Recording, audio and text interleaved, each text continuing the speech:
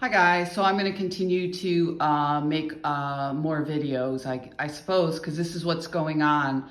And they all get along here. Everybody's friends, okay? Everybody was friends when I moved in because he told me, the landlord mentioned, well, if you're nice to them, they'll be nice to you. So there's a they. And it was the same thing at the Y. Everybody was friends, everybody hung out, everybody partied together. So you come in, you're trying to deal with what you're trying to deal with, and you're accosted, threatened with bodily harm, and it started right away. It starts right away with the door slamming, the constant harassment. You're sick, your food is tainted. I mean, I won't keep getting into all that because I have mentioned that numerous times.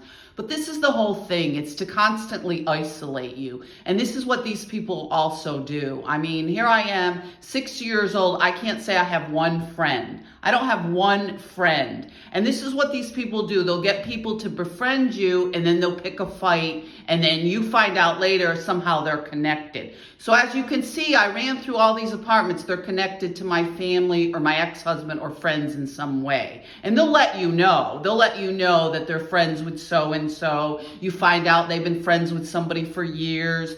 I found out when I left the Y that they already had friends in this building, okay? And then I find out they have friends with people from Dana Avenue with Mr. Winters. So as you can see, this whole friends thing is very convenient because you have family members that won't associate with you, but they'll cause trouble at work, some of my family members, and they'll cause problems with friends you try to make, but they don't want to do anything with you because their friends are more important. Their gang is more important. Their gang is family. And we need to talk about more about gangs here because like in the 80s or the 70s there, we would talk more about gangs and resisting gang violence, resisting drugs, resisting being in a gang.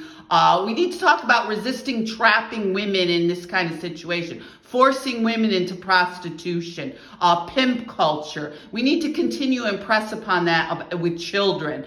The Winters had a little boy in the house at the time. Jenny had a little son.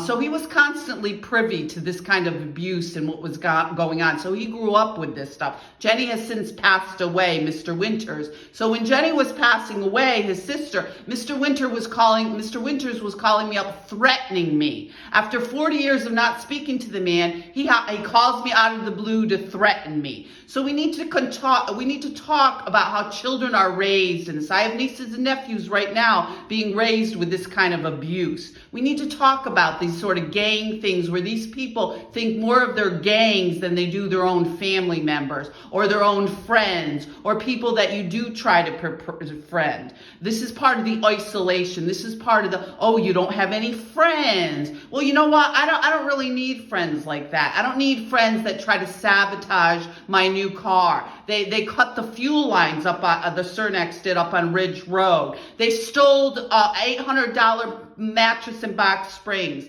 They broke the bed here, and I can go on with stuff they've stolen and stuff they've done. So we'll continue to talk about this. Be safe.